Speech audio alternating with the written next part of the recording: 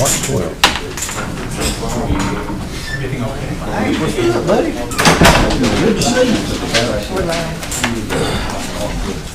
Okay.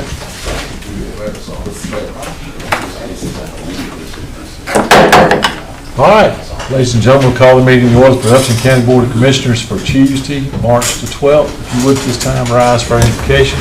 Pastor, if I could get you to, everybody just keep Councilman Don Grayhouse in our prayers tonight as he's recovering from some surgery today, so.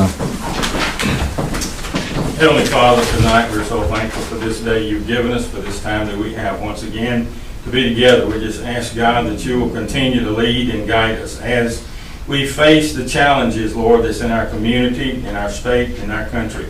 We just ask God, this county commissioners, men and ladies, Lord, as we come together, that we know decisions we make every day, we have consequences.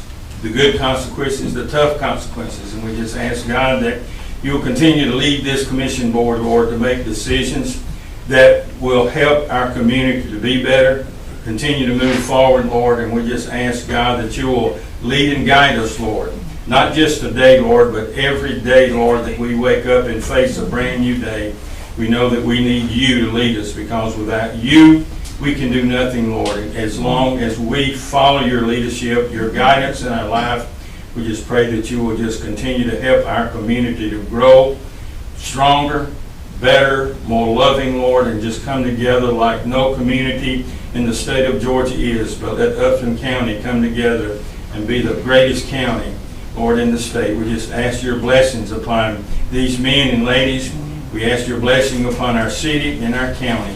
In Jesus' name we pray. Amen. Amen. Thank you. Would you join me in the pledge? Pledge allegiance to the flag of the United States of America, to the republic for which it stands, one nation, under God, indivisible, with liberty and justice for all. Thank you. Thank you again, sir.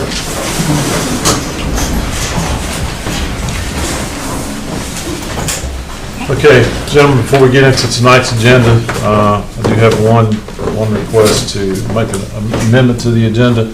As we discussed at the last work session, there was one item that we need to address. That's the road department shop vehicle. We could make a motion to add that discussion onto tonight's agenda. Is there a second? I'll second. Okay, so just all in favor? Agenda's amended. And Mr. Chairman, that's in the board's folder, that's item 10 on the shared folder. Okay. Public hearing. Rezoning. REZ 2024 Tax 01, applicant property owner, MKLJ Holdings LLC, Thomaston, Matthew Smith, registered agent, requested Upton County rezone about 2.5 acres at 270 Franklin Drive from AR to C2 for the development of office commercial space. And I think that kind of sums it up. So with that, I'll entertain a motion to open the public hearing. So moved. Is there a second? Second. All in favor of opening the public hearing? Any?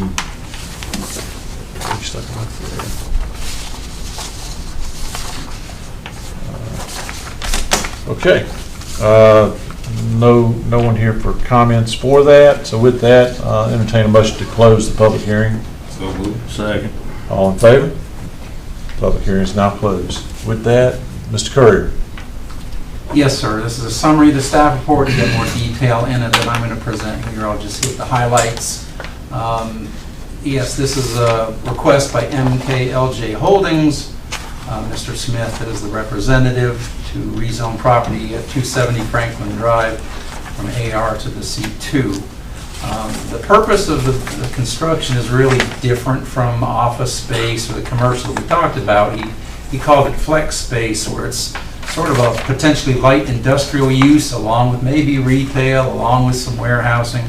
It's basically where you take a warehouse or an industrial type building, but you have non-traditional uses in that, and it can be all sorts of mixes. So what you'll see is the recommendation from the Planning Commission for approval with some conditions, and also we've had a discussion with Mr. Smith, and the county administrator and myself to maybe come up with a definition of flex space that doesn't allow too many light industrial uses into the C2, but still allows for this particular type of use. You'll see a definition here where I've sort of described what it is. It's sort of a hybrid of uses that aren't traditional commercial and do have some light industrial and potentially some warehousing components in them, something you wouldn't traditionally maybe put in your normal mix of commercial. It's about 2.25 acres. It's going to be 6 bays in the established building. This was a building that used to be part of the auto sales a long time ago. We hadn't had a occupation tax active on this property for about 10 years. The largest bay of the 6 will be 4,000 square feet, and the typical size of the other 5 bays will be the 1,200 square feet. In the area, this is surrounded by C2, mostly in the city. So this was also the subject of a hearing or a meeting before the Joint Planning Commission. This is the general description for what's appropriate for AR, what's appropriate for the C2.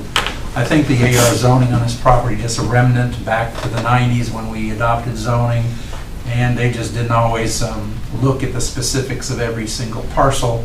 Obviously, all the frontage on 19 is C2, but this was on the back side and it just stayed AR.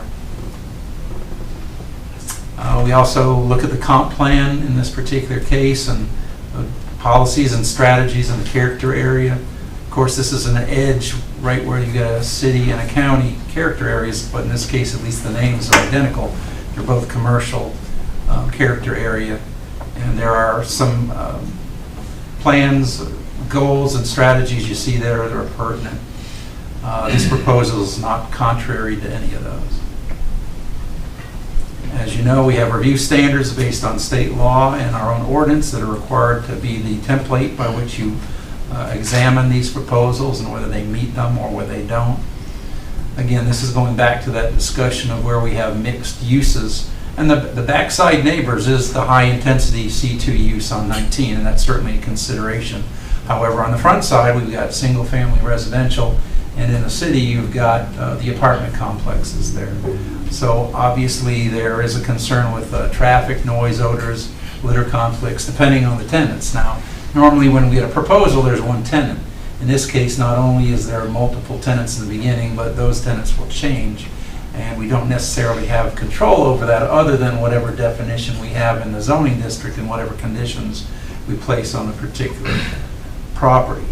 Normally, you do look for step-down type uses or a transition from the high-intensity type uses on 19 to the single-family and the apartment complexes that are just on the other side of Franklin Drive.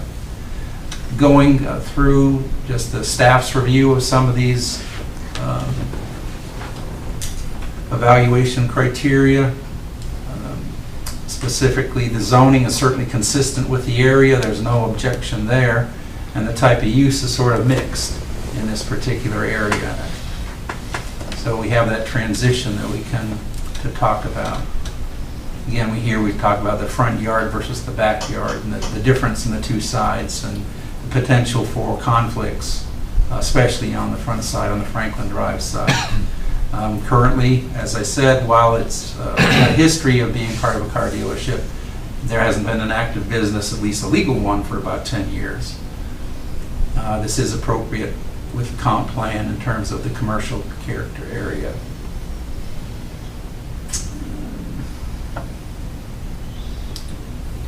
All right, so the Joint Planning Commission met, and they were down one member, but they did recommend approval, 5-0. With no conditions. Staff recommends approval with conditions. Then we go to the Planning Commission itself. At their February 12th meeting, they also recommended approval 4-0, but these were the conditions they talked about. Now you see there's an option there in the beginning of do we want to address it one way or we want to address another one, and they didn't really speak to that. They just adopted these as their conditions. So we need to maybe talk about them a little. There was one approach where we could actually list the type of uses that we would expect to see, and it would have to be limited to that. And obviously, the C2 would be the primary list, and then we would look at maybe what we would add from the M1, certainly probably nothing from the M2. Or we could have a prohibited list. And I think in the meeting that I talked about earlier, we sort of came up with something in the middle where we will be proposing in the future, the Board of Commissioners, Planning Commission just barely touched on it last night, a definition of what flex space is. We'll classify this as flex space, and we'll have a definition of what flex space is. We had a preliminary 2-sentence definition of what that would be that they looked at.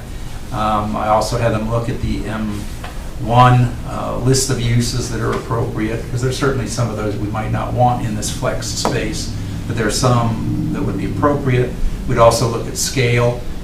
You'll see that we're looking at limiting it, whether it's 4,000 or 5,000 square feet, so that if it was an industrial type use, it would be stopped at that size. Then we looked at, in these particular conditions, outdoor storage, which we probably don't care about on the back side because it faces the businesses that it does.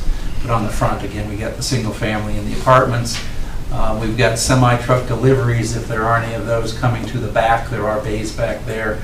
And there is an easement that goes to 19 through this area, so that is doable. It's not the most convenient for turning trucks on 19, but we thought that it was best for the residential that's across the street on Franklin Drive.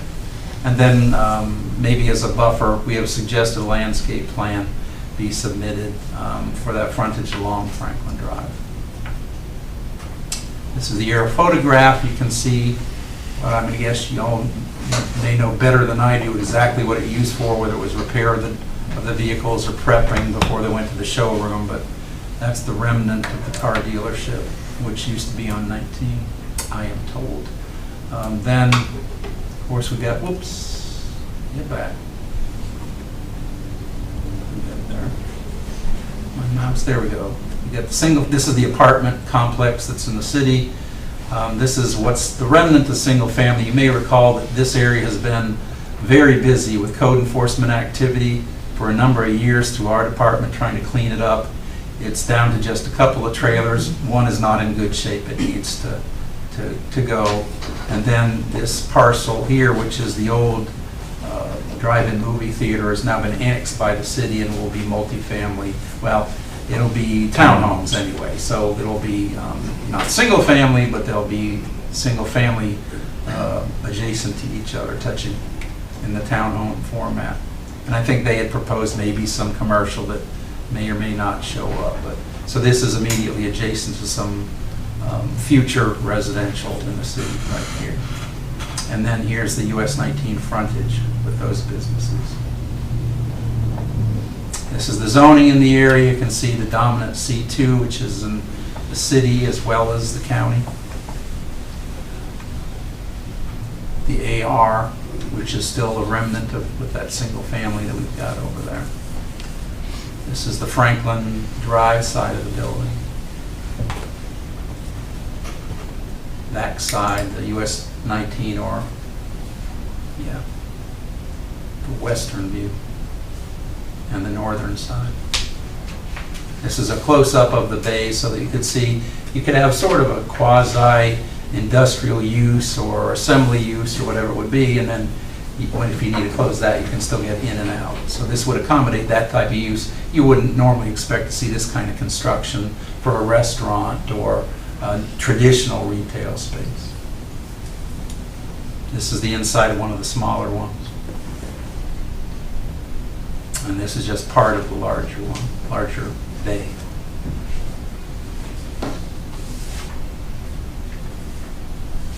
This is the south side, which was, those trees are where that new housing in the city will be going, so this is immediately adjacent.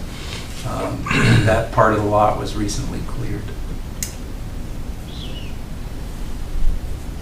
Obviously, room for future expansion. And this is to the west and to the north.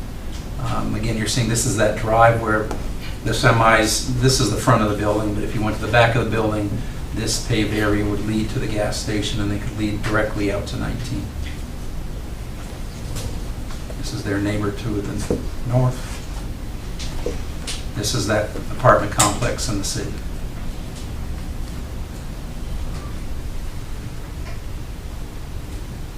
And if you're coming out of the southern access, you know, this is what you're going to approach when you're coming out of the single family in the apartment complex.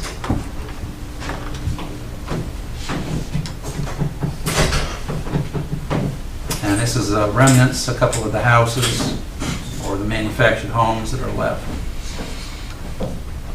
And then this is a northern view of the parking lot. We would expect that, again, that frontage there would have some landscaping on it to be at least a little bit of a visual buffer. Now, this is the US 19 side, so these are the backside neighbors. Obviously, intensive uses, lots of activity. That concludes the staff report, Mr. Chairman. Okay, thank you, Doug. Mr. Ellington. Doug, so there's potential, if you go south of the building on Franklin Drive, that area is, that was cleared, is that future building? Is that? Potentially. Obviously, if it's rezoned, there's nothing to stop that. Okay. And they won't be able to use Franklin Drive for access For the semis. for semi? And the reason behind that would be, Similar to other issues we've had with conflicts where you've got residential traffic and industrial or heavy-duty trucks coming into each other, it's just not a good mix. So, and they have the availability to go out the backside. And we don't know. they do, but is there a decel lane on 19 coming into there? I mean, because don't you have to, if you're expecting, You're gonna have to turn right when you get down to the bottom of the hill, and you're gonna block traffic going into the other commercial site, because they share that driveway. it's a shared driveway, it's not a road. Right. It's an easement. It's not But there- actually but even there's a an road. easement? It's an easement.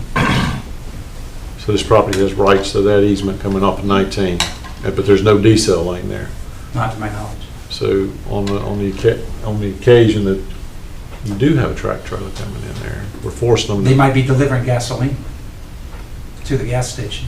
they might be delivering parts to whatever tenant, maybe renting the space too. Sure.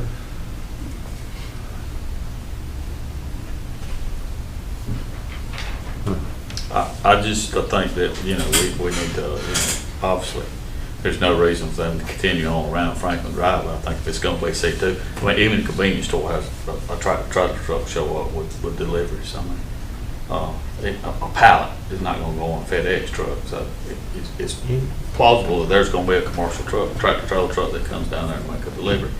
I just don't know how they're gonna get in there, and especially if it expands to the second track. I mean, he's gotta be able to get down in there, so. Commercial vehicles make deliveries all over the county in residential areas. Yeah. Moving trucks, delivery trucks, Amazon trucks.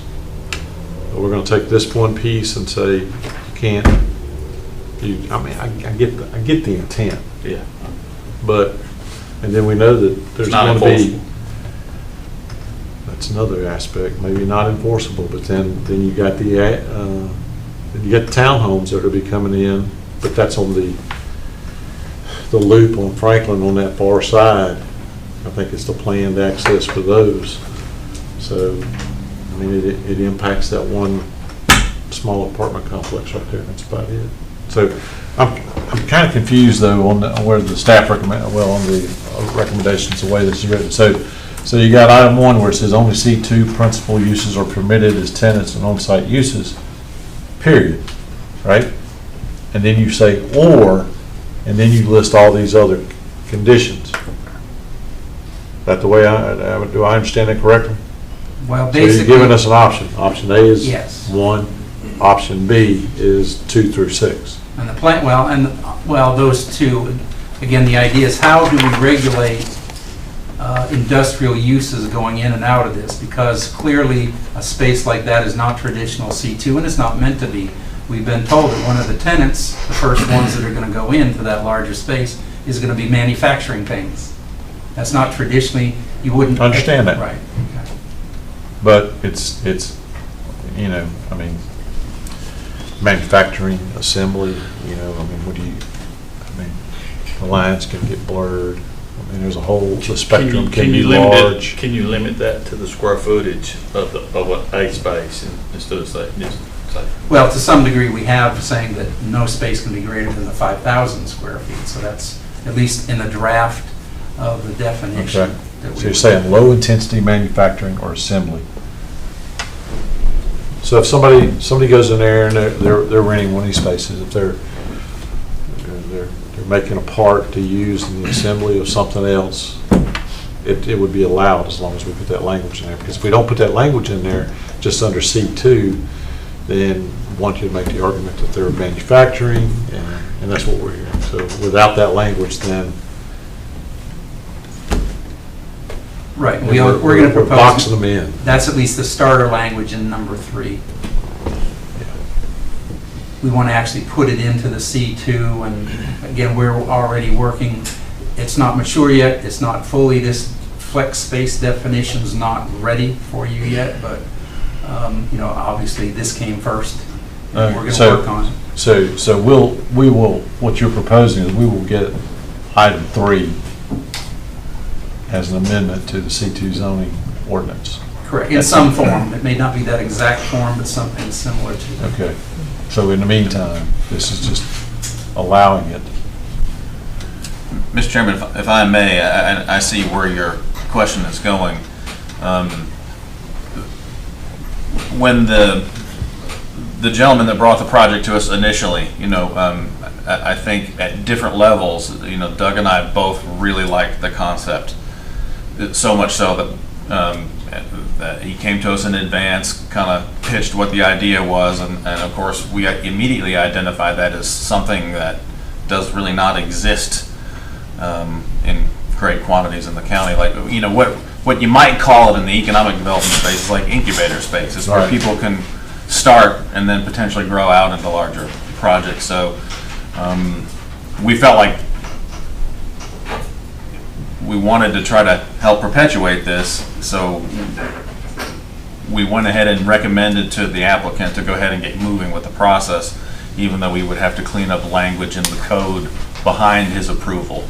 So yeah, so there would be, you know, one extra step we would have to take to insert that language into the code to make this work. And the idea was to try to get it rolling, get it moving, and make it work. So we are kind of one step ahead here. So, Yeah. We did that intentionally. So just so everybody understands, so that we understand that at some point in the near future, item 3 will be made part of the C2 zoning ordinance as it's written. So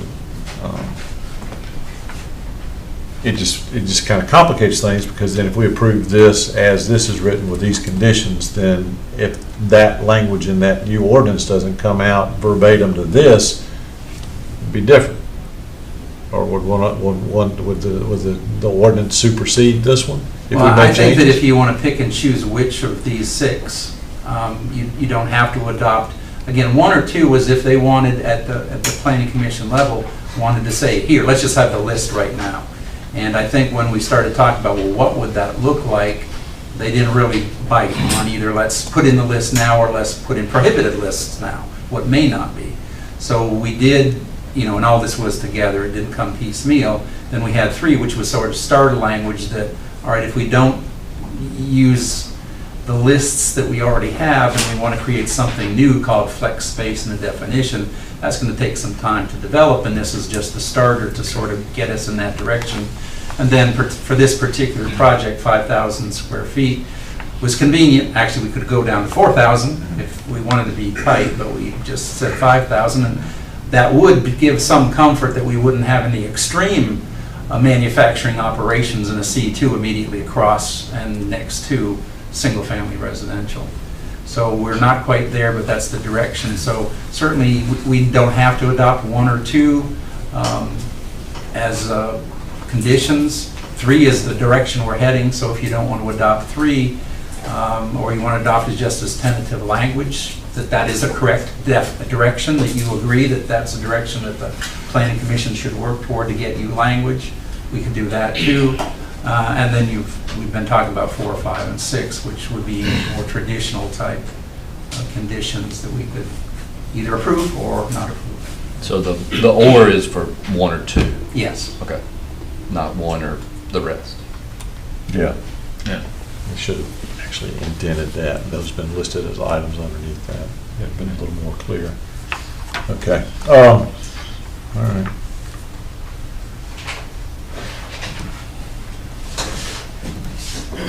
Well, I guess at this point, I'll ask, is there a motion on this rezoning?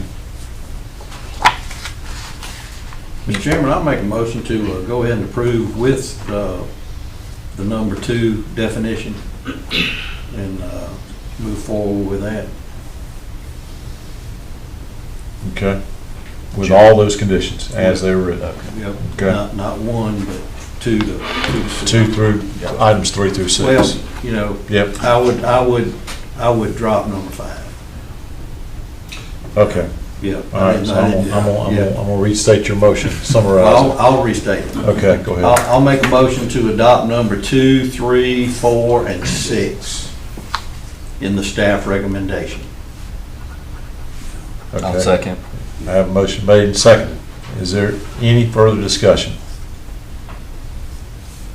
Hearing no further discussion, Ms. Jones. Commissioner Wilder? Yes. Commissioner Watson? Yes. Commissioner Ellington? Yes. Commissioner Jones? Yes. Chairman Allen? Yes, appreciate y'all finding a way to get this And to I'm work. excited to see something different. It's a great use for that, Yeah, that old piece of pretty neat property. concept. We're doing it in Lamar County right now. Oh, yeah? They already copying that idea? All right, We brought it up and they just kind of run it faster than we did. all right. Okay, moving along. Thank you. Next item for consideration is rezoning 2024 Tax 02. The applicant property owner, Mike Rayleigh of Upson County, has requested Upson County rezone 1.89 acres, more or less, at 286 Shaw Road from M1C to AR to return the property to a primary residential use. This is the site of former Rayleigh's Rebuilding Service and Business, previously rezoned in 1997. And with that, I will ask for a motion to open the public hearing. So moved. Is there a second? Second. All in favor? Public hearing is now open. No one signed up for comments for this, so we'll move along. Is there a motion to close the public So hearing? moved. Is there a second? Second. All in favor? Public hearing is now closed. Mr. Courier. Yes, sir, this may be the easiest spot zoning we ever have to consider.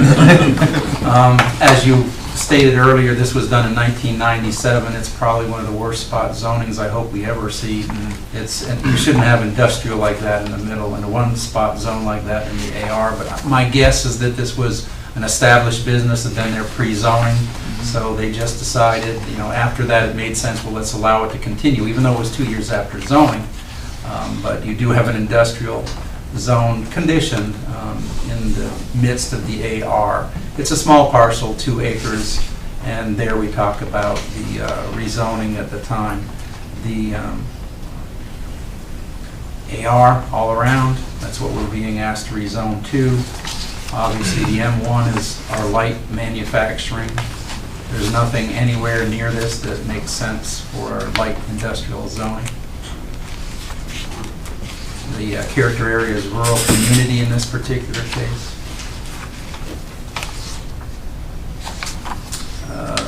When we were approached by Mr. Rayleigh, he said exactly what's in the report. He wants to be able to market this as a residential property, and so he's reversing the rezoning, and it's certainly not appropriate for what surrounds him and his property on Shaw Road.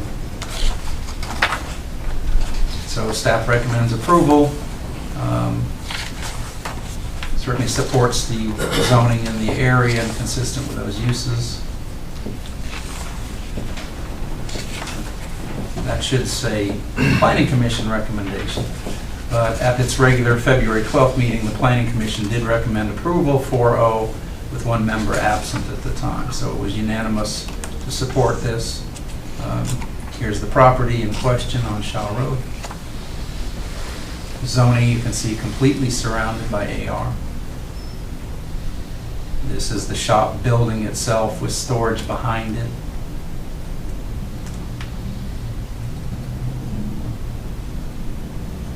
This is the single family that's off to the northwest, across the street. To the northeast, the residential. And this is the house immediately to the east. So you can see there's nothing industrial any way, shape, or form in this area. That's the storage in back of the shop. That concludes the staff report, Mr. Chairman. Anybody have any questions? I've got one question. Yes, sir. Under the rezoning of 97, that B1, has this not already been accommodated? Because it says it would revert back to AR if it's abandoned or vacated for a period of 6 months to a year.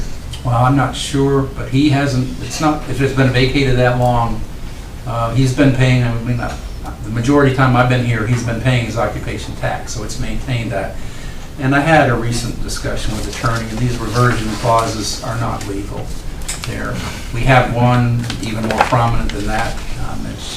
We need to get rid of reversion clauses. And basically, they are opposite to what state law, and they take the decision-making out of the future Board of Commissioners and just say, we're going to make the decision now. And that's, I think, why the lawyers tell me that reversion clauses aren't legal anyway. Yeah, just based on that, I would have thought it already has been reverted to AR. Well, again, he would have to tell you exactly when he closed, but it hasn't been that long. It might have been only a year or two at tops. They just look better on the deed. Okay. Any other questions? No. Hearing no questions, is there a motion? I'll make a motion to approve based on staff recommendation. I'll second that. Motion made and seconded to approve. Any further discussion? The only thing I want to say is, Mike, I sure do miss y'all. Okay. And that's it. Yeah. Hearing no further discussion. Ms. Jones? Commissioner Wilder? Yes. Commissioner Watson? Yes. Commissioner Ellington? Yes. Commissioner Jones? Yes. Chairman Allen? Yes. Good luck. All right. Where am I? Okay, moving along. Public comments. All right. Thanks, Bill. Thank you, Ms. Curry. Yes, sir. All right. Remind everybody, public comments are 5 minutes. And I just ask that you come up, you stand at one of the spots over here, and you address your comments to the board chair. And there's no back and forth. It's just your comments to the board on any issue that you see that the board needs to hear. So with that, Mr. Chastain.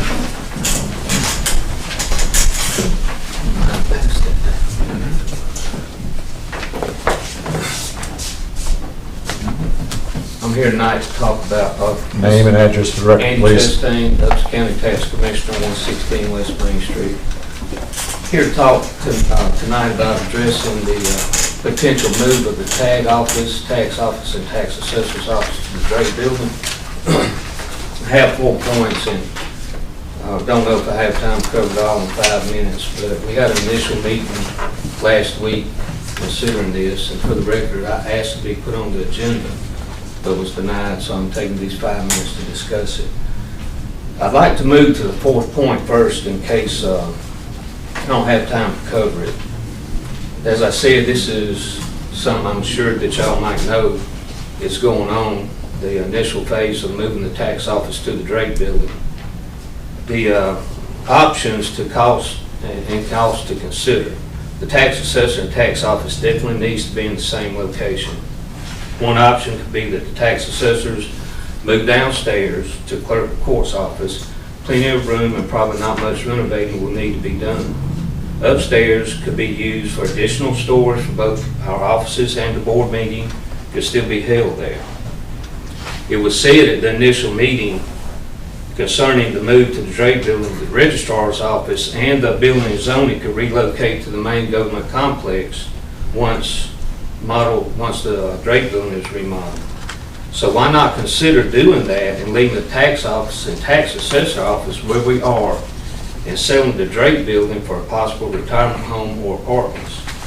Or if it has to remain attached to the government complex and use it for something else government related to where there's not much remodeling needed.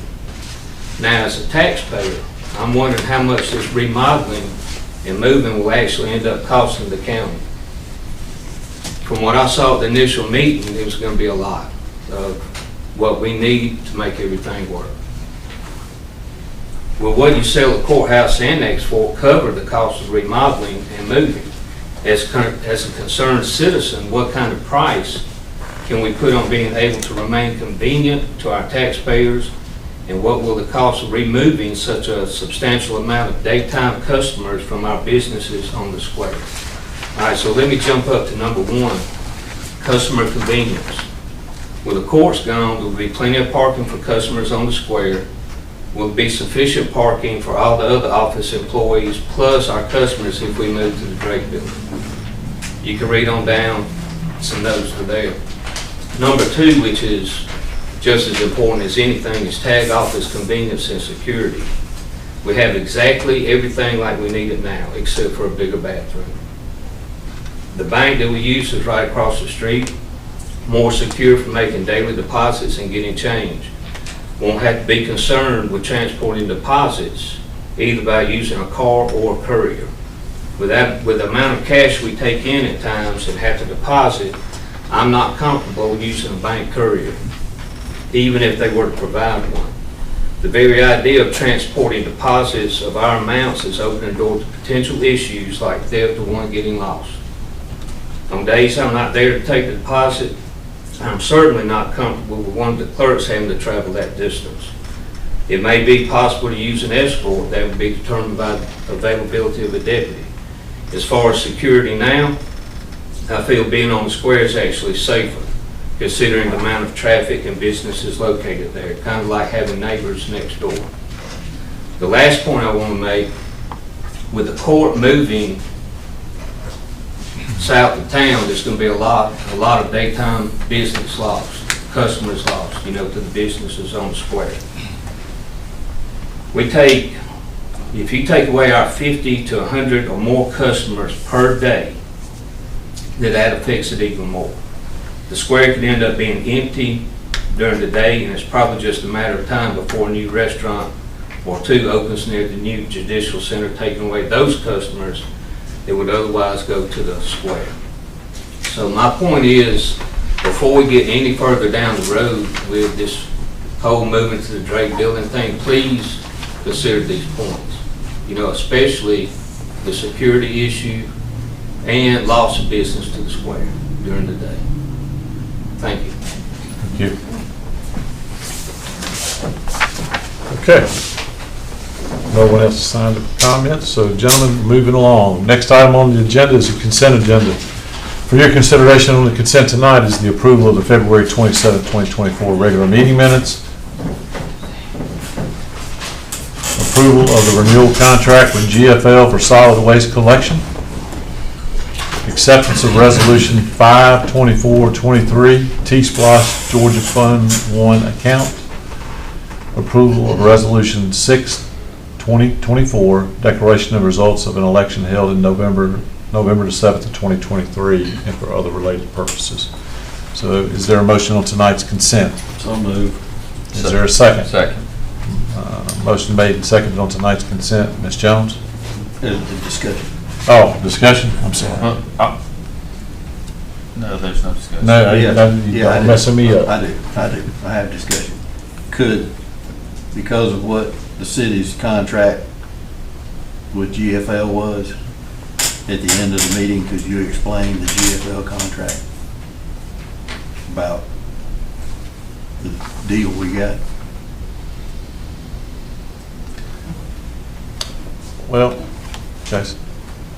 I mean, I could probably very easily do that now if that would please the board. I mean, It's not changed since the work session, so it's just an extension of our existing contract with GFL. So That's right. That's right. No more money. right, right. No, right. Yep. Okay, that's what you And- wanted to get That's at. what I wanted to get out, that it didn't cost us any more money. Right, Yeah.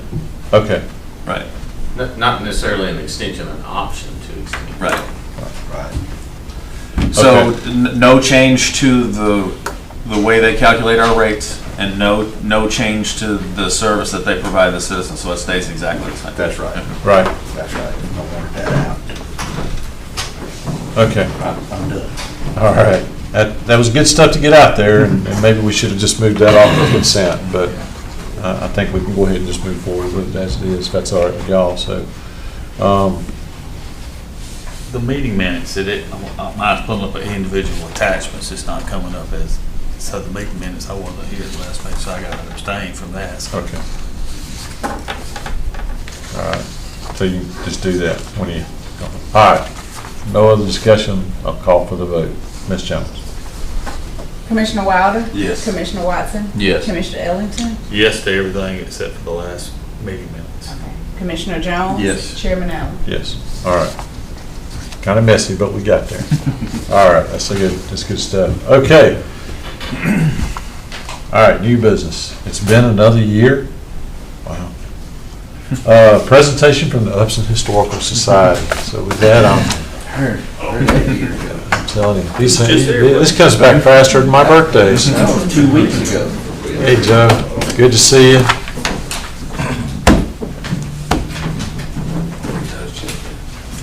Man, I can't believe it's been a year. The Upson Historical Society donates $6,000 each year for the Thomaston Upson Archives operation. Since 1996, when the archives were created by Upson County, the City of Thomaston, and the Thomaston Board of Education as a community resource of local history. The Upson Historical Society presents programs on many local history subjects and projects. Many visitors to Upson County visit the archives for information about it. We get involved in a little bit of everything. The society invites anyone with an interest in Upson County history to join the Historical Society and participate in our activities. Thank you. Anybody have any questions? That's it. You got something for us? We got something for You you. got a Kodak moment there? You gotta Yes, record this significant milestone. It's another birthday. it's another year has passed. Hey, and I'll just say this, you know, if you had the opportunity to go and participate in one of their programs, they're great programs. I learn a lot every time I go. I need to go more often. And, you know, a great group of professional citizen volunteers over there that are highly interested in history of our community. And, you know, learn something every time I go. And, you know, we've got one of the best archives anywhere, and that's mainly because of the work and the dedication of you guys, and we really appreciate it. Thanks so much. Yes, I'll add something to that. Even if we have a program that I think I've got absolutely no interest in, by the time they get halfway through it, I done learned something new and got interested. Exactly. And you know, I think we have a meeting this week to talk about bicentennial. You know, some of us that were around for the sesquicentennial 50 years ago. Yeah. Ms. Fagan, you might remember that, I'm not sure, but anyway, that was a huge thing. We went over there and we saw old pictures and some old 8mm stuff. Our friend Mr. Piper was actually running that program that night, and you know, and it was just a really great thing. And the thing that just really got to me more than anything was the amount of people that were on the downtown square. And, you know, and then Mr. Wesley Brown, obviously we all know that Mr. Wesley is the subject matter expert on all things Thomaston and Upson County history related. Actually saw Mr. Tom Jackson at church this past Sunday and reminded him, because Mr. Brown said that 50 years ago, Mr. Jackson won the Best Beard Contest. So I encouraged him Sunday to be prepared to go back to back. You know, in the best period. So some good things coming up. You know, we know that the county's birthday is starting at the end of this year, I think in November, and the city's birthday is in April, so it'll be the thought process, it hasn't become a plan yet because they're, still working the details with all the stakeholders. Is we'll start celebrating this birthday at the end of the year. We may have a milestone event, I think, to coincide with that. Some building that will be opening up for future generations to make use of at about that time frame. Be the birthday of the county, and then we'll capstone that at the end with the city's birthday. And so please get involved. We need great ideas. The city and the county are not doing this. We're sponsoring it. We're one of many stakeholders in it. So it's really a community effort. So look forward to everybody getting out there and participating in that. So anybody anything else to add? Okay. Thank you once again, Joe. Appreciate you. All right, moving along. Next, discussion and consideration of the mission and vision statement for Upson County. You'll remember that this was something that was discussed at the work session, and Jason, I'll let you, if you wouldn't mind. So, Mr. Chairman, as we talked in the work session, we just wanted to make just a few cleanup changes to this and sort of reintroduce it. And I won't go into the details of what our planned uses are, but if it would please the board, I would read the mission statement as it's revised and the vision statement. As you can say, it's very core to what it was when it was adopted in 2017. These are only minor changes. I'll go over the core values quickly, and then my proposal is to eliminate this goals section, and then what we call our goals now essentially exists in our project dashboard, and as part of our ever-changing strategic plan. So that will just always be supplemented with our dashboard. But it reads as follows, and I think you'll find it to be extraordinarily familiar and not that much different than 2017. We demonstrate unwavering commitment to our mission by embodying leadership with integrity, fostering accountability, delivering exceptional customer service, and ensuring fiscal responsibility. So that would be the mission statement.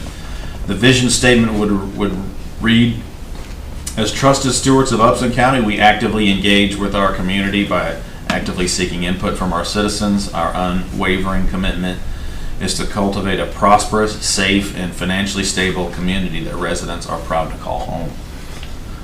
And the 5 core values are leadership, integrity, accountability, service, and fiscal responsibility. We define leadership as we demonstrate courage by leading from the front, shaping the future, and inspiring others to follow. We identify integrity as do what is right by assuming responsibility for our actions in and out of the public eye. We define accountability as holding ourselves and others responsible for our performance and our behavior. Service, we define as promoting superior customer service by, and I had originally had in there by being responsible and innovative, but I think I would like to supplement the word responsive and have that read being responsive and innovative. Finally, we define fiscal responsibility as being good stewards of the county's resources by being effective and efficient in all of our actions. So we would propose that that be the amended mission statement, vision statement, and core values. Again, very similar to what was adopted in 2017, but it amended slightly. Okay, so we're just, there's no resolution attached to this. No, we're just adopting this as it's presented. Okay. Guys, you'll remember that back in 2017, 3 of us that are up here got together with 2 other members and said, hey, mission, vision, and guiding principles, and how are we going to operate so that whatever, from us down to staff and out to the public, what we see as our core values and what our responsibilities are. So I appreciate Jason and resurrecting this and making this an integral part in the way we do our business every day. So any Any other comments or, otherwise I'd entertain a motion to adopt the mission statement as revised. For most that we adopt the mission statement as revised. Is there a second? Second. Any further discussion? Hearing no further discussion, Ms. Jones? Commissioner Wilder? Yes. Commissioner Watson? Yes. Commissioner Ellington? Yes. Commissioner Jones? Yes. Chairman Allen? Yes. Thank you. Jason, I really appreciate y'all bringing that back up and putting it front row center. All right. Discussion and consideration of the removal or relocation of a fire hydrant. Gentlemen, I asked that this be put on the agenda tonight. I know we've talked about a situation we have with a fire hydrant that's because of Logan's Landing development not being developed to its potential. Infrastructure was put in place out there to support the development. There was a planned road to go on the backside. Obviously, the development stopped. That property has since been sold. It is now being turned into a grazing field for cows. We know we have a water easement that goes all the way across that field, and there is an active easement to it. I just wanted to just kind of put this issue to rest and get the board's will on this, whether we are going to relocate the hydrant or either one option is to pull the hydrant and just get rid of it and keep, obviously the line's got to go. Option B would be to relocate the hydrant out to the road where it would be more accessible. Or option C is do nothing and leave the hydrant where it is. My fear of leaving it where it is at some point down the road, hopefully you put fire hydrants out there as a preventative measure. You hope you never have to use them, but they're there for a reason. And if it was ever a reason to use this hydrant, and we should be testing these hydrants from time to time, we have access, we have an easement, but we don't necessarily have access, and there's going to be cows out there, and it just doesn't, to me, I would ask, my recommendation is to relocate that fire hydrant to a better spot. But I'm open to whatever the board's will is on this. So with that, any discussion or is there a motion? Well, I'll open up to kind of discussion before we jump into a motion. I really didn't have any intentions of wanting to move the fire hydrant. But after looking at it, it's behind a closed gate, with a lock on it. I don't want a fire to happen down there and somebody can't get through the gate, or they said, well, we couldn't get the hose to the fire hydrant, whatever. And I really hate to spend the money, but I think that the hydrant needs to be relocated to the end of the street into the subdivision. They can't do without a fire hydrant because it covers that part of the subdivision. And cap off the line that's feeds that fire hydrant. All they got to do is shut the mouth, pull the hydrant, cap it off. They're gonna have to do a wet tap, but Okay. I'm open to discussion. But did you make that? I didn't make a motion yet. Okay. I wanted to Okay.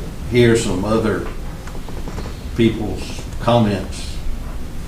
If it wasn't, it's probably far from me to Dave on the other side of a fence, and that's really not applicable to a fire department to have to go on through the gate, especially if your house is burning down. What is the recorded right of way in that area? It's a 10-foot easement. No, but what is our right of way? Do we have any right of way at all in that? Oh, subdivision? sure, plenty of right of way. Yeah, you've got the right of way. It's deeded easement. I guess what I'm saying is we can move it back out to our accessible right of way. Sure, yeah, Right, okay. without issue. Move it to the. On the other side of the fence. To the, outside the fence onto the edge of the asphalt. Well, I mean, my thought is if its intended use was for Logan's Landing. But see, they were gonna add on to it. That's why Yeah, the well, hydrant- I know that's why it's where it's at, but now that's, property's changed hands, so it does make sense to move it back towards the back end of what Logan's Landing is, in my opinion. At least so it will be accessible. You know, I don't want to spend money, but I also don't want somebody's house to burn down. So, One thing we don't want to do is leave it where it is. Or have a house burned down Yeah. and be liable to a lawsuit because you can't get to a fire hydrant. Okay, well, sounds like I hear a motion in the making here. I'll make a motion unless anybody else has got another comment they want to make. I'll make a motion to authorize the county to remove that fire hydrant and retap the line to the end of the asphalt in Logan's Landing. Is there a second? I second. A motion made and seconded. Any further discussion? So motion made and seconded to authorize capping that line and relocating the hydrant to the right-of-way inside Logan's Landing. Ms. Jones? Commissioner Jones? Yes. Commissioner Wilder? Yes. Commissioner Watson? Yes. Commissioner Ellington? Yes. Chairman Allen? All right. All right, moving right along. This is a road department, it's a vehicle for the road department. And Jason, you want to Sure. give us the Reader's Digest version on this? This was a holdover item from our work session. Staff didn't think we were going to be ready to present. The board gave us some feedback and asked staff to go look at a few other options, which resulted in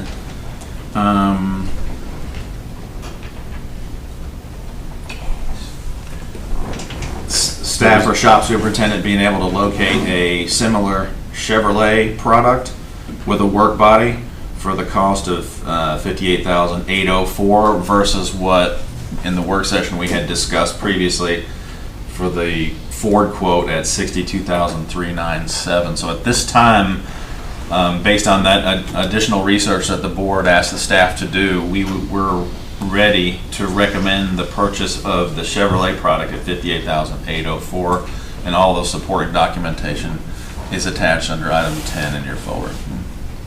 Okay, so gentlemen, you have staff recommendation to purchase a Chevrolet 2500 HD with an Apide service body for the road department shop for $58,804. Is there a motion? So moved. Is there a second? Second.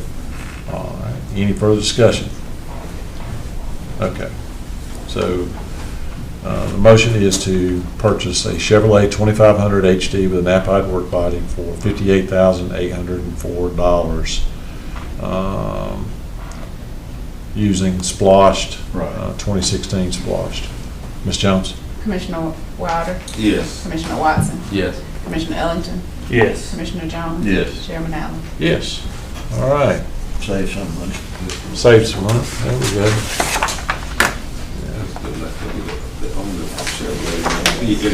They got the right shit.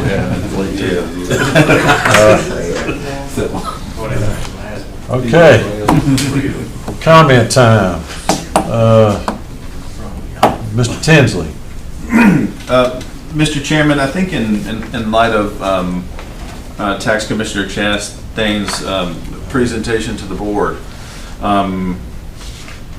I did just want to remind the board that so far we've only had one meeting, and it was essentially a kickoff meeting. We're just now starting to do the space needs analysis for what could potentially mean offices moving from one building to another. So obviously, I think, you know, what I can say is we'll take these concerns and make sure that our consultants are aware of what the tax commissioner's concerns are, and we'll certainly he'll have absolutely every opportunity to share that with the folks that are doing the study. But I just wouldn't be able to offer you any feedback on any of these issues yet, because we're just not really that far along in the project yet. So we gave you a brief update on where we were with that project.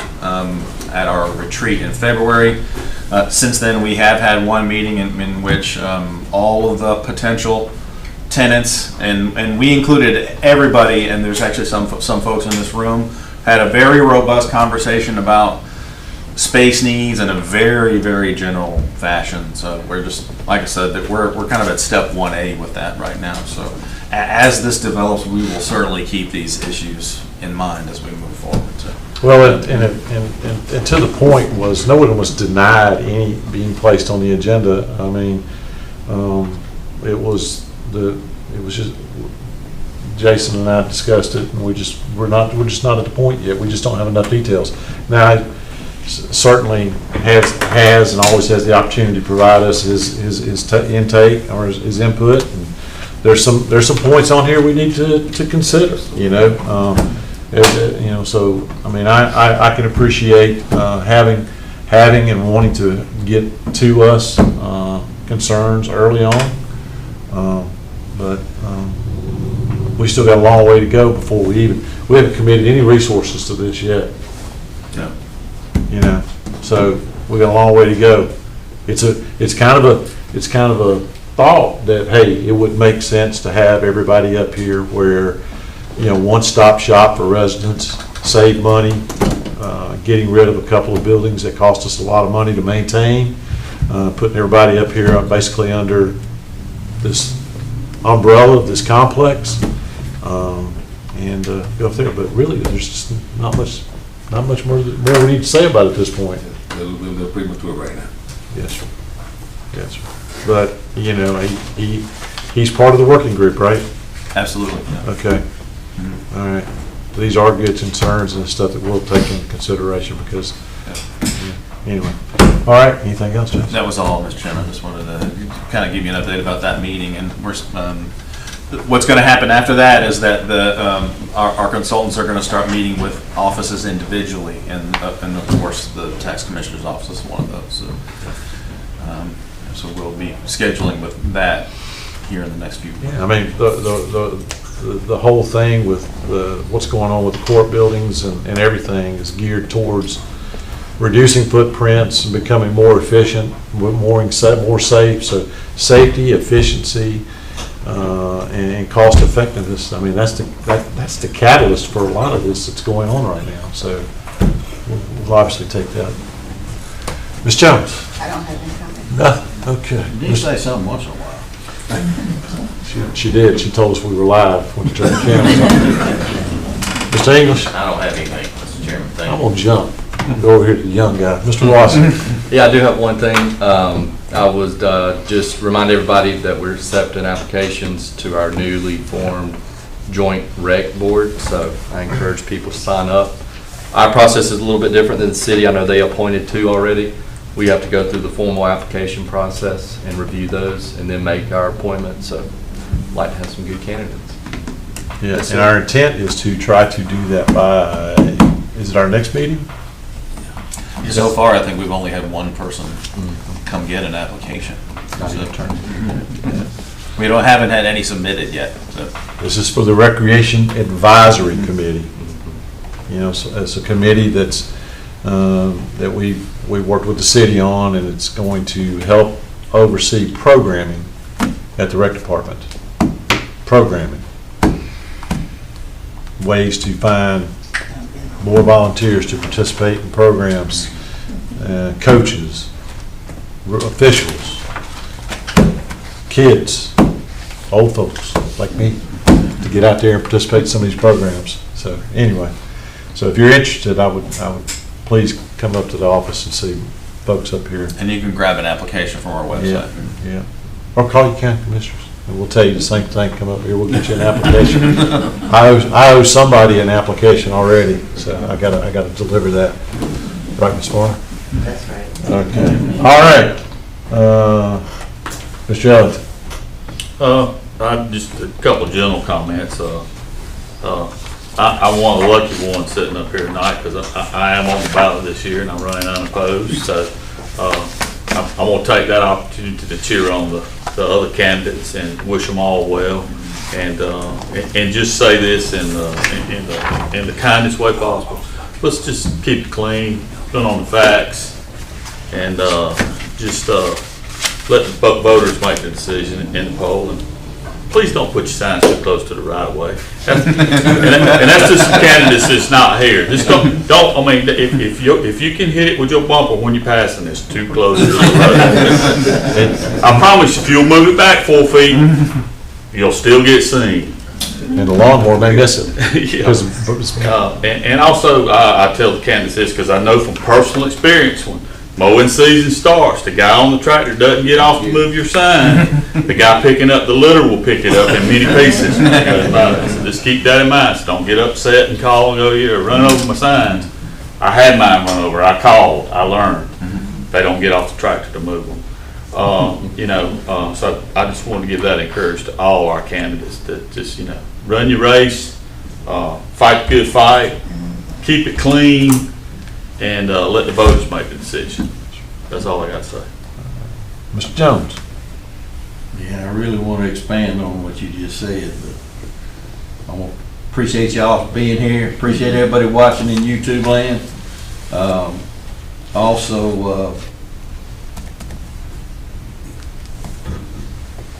make sure what comes out of your mouth is the truth during election time. Then you got the facts before you speak. That's all, Okay. It's election time is a bad time. But anyway, other than that, kudos to staff for renewing our GFL contract in a very good way. Won't cost people that use the trash service one more dime than it did last year. And I'm very thankful to that. They worked very hard with GFL, and I appreciate it. Other than that, that's it. Mr. Wild? I just want to do what these two guys just said, but I want to take it back on Mr. Evans on that. I am the most fortunate one up there. I've been almost to finish my 12th year, 3 consecutive terms, and I'm the lucky one now. But yeah, you do need to. Mr. Chairman, he's the happiest I've ever seen. Maybe the smartest. There'll be a lot more said about Mr. Wilder towards the end of the year as we wrap things up. You still got a lot of work to do. Yeah, I got a birthday coming up in 2 days. So Well, happy birthday. getting close to 100. We'll all get around so we can celebrate your centennial. That's all I have. Okay, all right. Well, folks, I just want to report, I had a really good day today. I got up this morning and went over to Gordon College. They had a regional economic development summit over there. A lot of good things going on over there at Gordon State College. Remember, it is at Gordon State College. It's not Gordon Junior College like it was when I went there many years ago.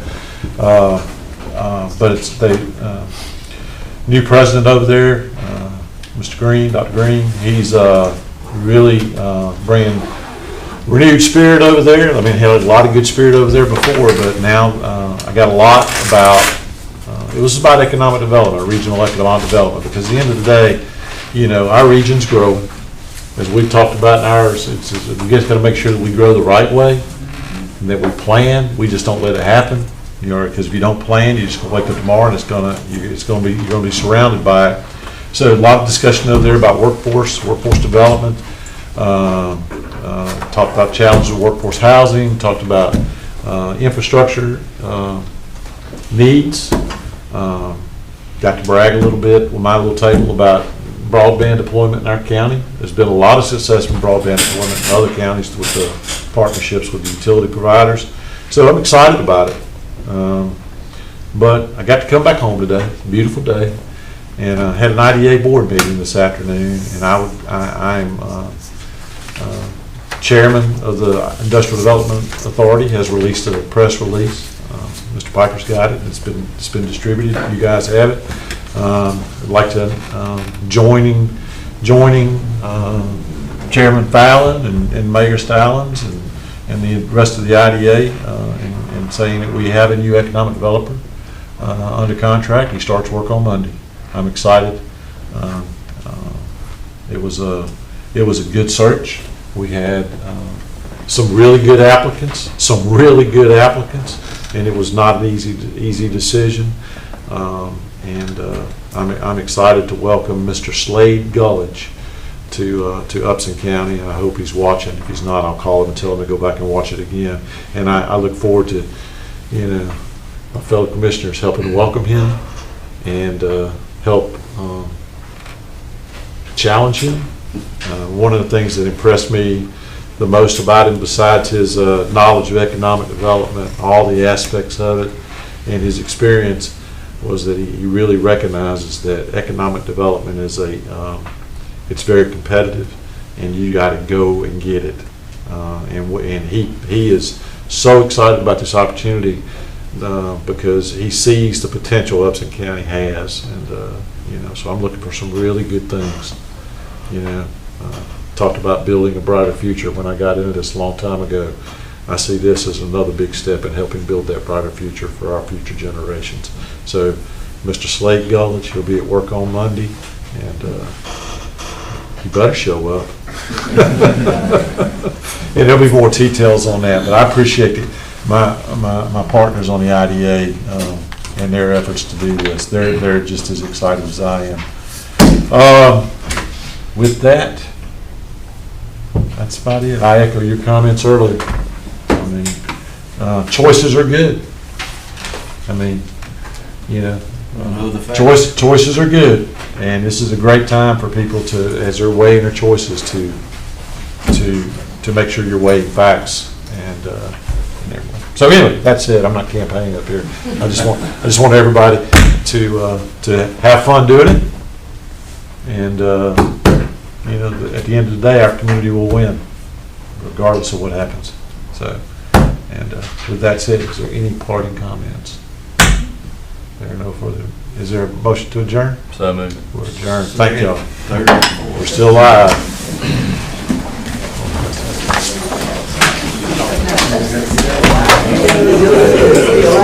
Good to see y'all.